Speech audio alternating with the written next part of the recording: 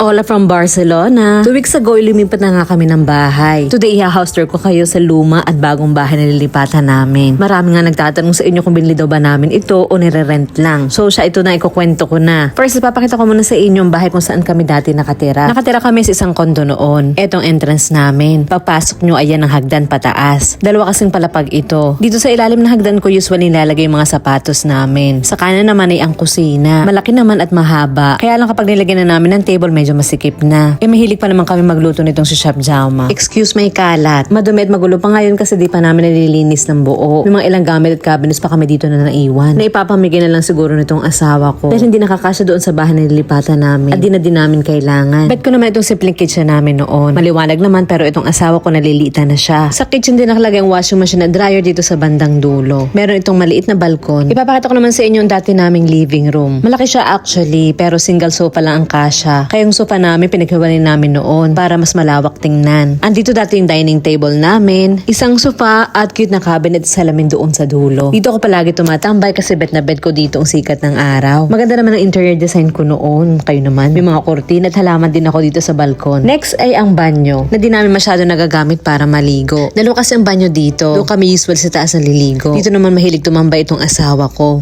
Dito naman sa gilid meron ako dati mga cabinets at lagay ng libro. Itong room naman na ito ay kung saan kami madalas tumambay sa gabi. Dito kasi nakalagay yung TV namin at mga laruan ng mga bata. Dito kami nagbabanding ng pamilya ko. Lagayin ko siya ng mga laruan, libro at dito usually nagkakalat ang dalawang anak ko. Tara ipapakita ko naman sa inyo ang taas. Sa pag-akit ko sa hagdan, hinihingal na ako. Charis. Medyo ingat na ingat nga pala kami sa pagdaan ng Chef Jaume nyo. Bagong pintura kasi ang bahay. Sa kaliwa, etong dating room ng mga bata. Medyo weird ang hugis nito kasi nasa attic tayo. Malaking room nila. Magkadikit lang dati yung mga kama ng dalawang bata. May dalawang puting cabinet, may mga laruan, at malilit na storage din para sa mga gamit nila. Maliwanag sa room kasi may butas ang bubong. Butas? Mataas ang ceiling kaya mukha talagang malaki. Next naman ay pangalawang banyo namin. May bathtub at kurtina lang dati ang pantakip ko. May mga maliliit na cabinet para sa mga necessity sa banyo. At ayan toilet bowl at may bidet din dito tulad nung isa. Tatlong malalaking room ang meron sa kondong ito. Okay na okay na ang lugar na ito para sa akin. Di man ako naghahangad ng sobra-sobra. Basta may matutulugan at makakain at masaya kaming apat ay okay na. At syempre may sasagutan naman sa inyo o bakit kayo lumipat kung okay ka na pala dyan. Anong pakalam mo? Charis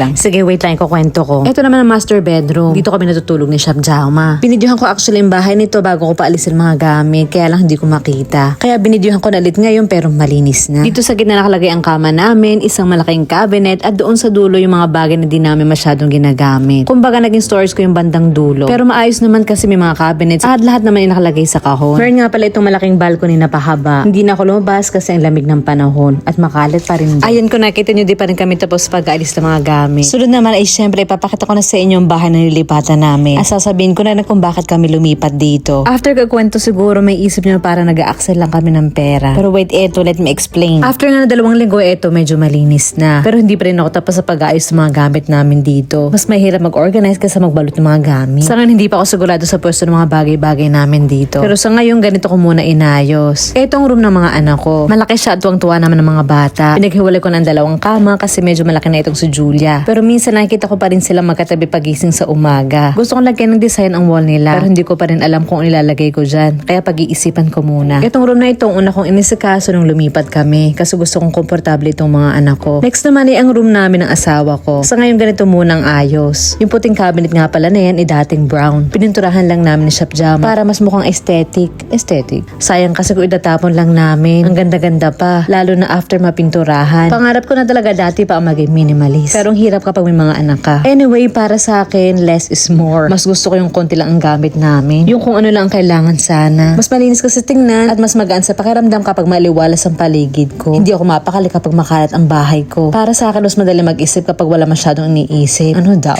Mas okay yung pag-iisip ko kapag konti lang yung gamit na nakikita ko. So yun ang room namin ni Chef Jaume. Next ay ang banyo. Ito pinarenovate namin ng asawa ko. Luma na kasi ang bahay na ito. Siguro may 100 taon na rin. O higit pa. Kaya yung banyo dito dati parang pang horror movie siya. Sayang hindi ko na-videohan. So kung nag-decide at pumili ng kulay ng banyo namin, ipinaubay lahat ni Chef Jaume sa akin. Hindi naman siya nagreklamo. Simple pero maganda naman naging resulta kaya okay na okay para dito sa asawa ko. Next ay ang hallway. Ang sahig ay gawa sa matibay na kahoy. Kaya di na namin pinalitan. Sobrang spacious ang bahay na ito at maliwanag talaga sa loob. Ito naman isa pang room kung saan ko ilalagay lahat ng mga damit na di namin ginagamit ngayon. Mga bedsheets, maleta, etc. Storage room at closet room kumbaga. kumbaga. Medyo makalat pa kasi sobrang dami ko ding trabaho, hindi ko kaagad maasikaso. Pero hinihinay lang, okay naman na yung ibang room namin dito. Vintage nga din pala itong salamin na ito. Andito na siya dati pa at mas matanda pa sa amin ni Chef Jaume. Ito naman ang living room namin ngayon. Lahat ng mga bagay na nakikita nyo, yung mga gamit lang din namin doon sa luma naming bahay. Except doon sa puting cabinet sa room namin ni Mr. na pininturahan namin. Yung patungan namin ng TV, andito na rin yan dati pa. At itong lamesa. Mas matanda pa ito sa amin ni Chef Jaume. Ikinip ko na kasi matitibay mga gamit na ito. Vintage man pero maganda pa naman tingnan. Medyo nag-aalinlangan lang ako dito sa lamesa. Pero siguro kung lalagyan ko ng magandang mantel, okay na. Meron din kami chimenea na gumagana pero di pa namin nasusubukan na magsindi ng apoy dito. So bago ko ipakita sa inyong kusina, ang isa pang room at ang pinakagustuhan ko sa bahay na ito, ikukwento ko muna kung bakit kami lumipat dito. So yung lumang bahay na iniwan namin ay bahay talaga namin yun ni Chef Jaume. Sa amin yun. At ito namang bahay na ito na nilipatan namin, inamala lang nitong asawa ko. Dati itong bahay ng kanyang lolo pero pumanaw na. Sobrang tagal na. Ayaw nila itong iparent sa iba. Kaya ito kaysa mabulok lang iniisipan na namin ngayon ni Chef Jaume na tirhan. Pinarenovate lang namin ang kusina at banyo kasi okay pa naman ang buong bahay. Pinunturahan lang namin. At ayun nga, para magkaroon kami ng additional income, ipaparent na lang namin yung lumang bahay namin. Hindi kami maluho nitong asawa ko. Mahilig kami sa pagkain at mamasyal. Pero pagdating sa pagbili ng branded things, di kami doon interesado ng asawa ko. Unless kailangan namin. Napupunta yung mga kinikita namin sa pagbili pagpapais ng mga condos. Mas interesado kami sa real estate, kumbaga, at sa mga negosyo. Dito kami sa stage ng buhay ko sa nag-invest pa lang kami. Pangarap kasi ng asawa ko na mag-retire at the age of 50. Pero malayo pa kaya sa ngayon mangangarap at magtatrabaho na lang muna. Ito nga pala magiging office ko. Ang kalat, no? Study room ng mga bata. Magulo pa kasi dito parang kailangan ko pang bumili ng isang mataas estanteria. May malaking vault dito kung nakikita nyo pero walang laman yan ha. Naiwan lang yan dito dati. Hindi ko maalis-alis kasi sobrang bigat niyan. As in sobra. Back to our story. Dito kayo maluloka sa sasabihin ko. Etong asawa ko kasi walang planong tumira na matagal dito. Pero sabi ko naman sa kanya, perfect na ang bahay na ito para sa akin. Kahit nga yung naunay, okay na din. At saka para lang kami nag-aaksyon ng pera sa kusina at banyo. Kundi din kami tatagal dito. Pero may maganda at sweet na rason naman itong asawa ko. Pinarenovate niya muna ito para maging komportable kami ng ilang taon sa bahay na ito. Pero mas makapag-ipon na daw siya. Gusto daw niyang tuparin ang pangarap ko. Ang magkaroon ng maliit na garden kung saan magkakaroon ako ng maraming tanim. Maliit na bahay na may space para magkaroon ng maliit pero sariling farm. Ang cheesy ni Chef Jaume, no? Yung pangarap pala niya ay ang pangarap ko. Niiyak ako mga mare. Pakipusod nga ng buhok ko. Ang haba na kasi. Charis. So eto, ipapakita ko sa inyo pinaka the best part ng bahay na ito kung saan pwedeng matupad ang pangarap ko. Etong terrace namin. Makalat pa. Halos puro laruan ng mga bata ang mga nasa boxes na yan. Hindi ko pa kasi alam kung saan ko ilalagay. So etong space kung saan ako pwede gumawa ng garden, di ba? Meron na ako malunggay, kalamansi, lemongrass at iba pa. Unti-unti sana makapagtanim ako dito. Ewan ko. Bet na bet ko ngayon ng mga halaman pero namamatay naman. Basta, marami akong plano dito.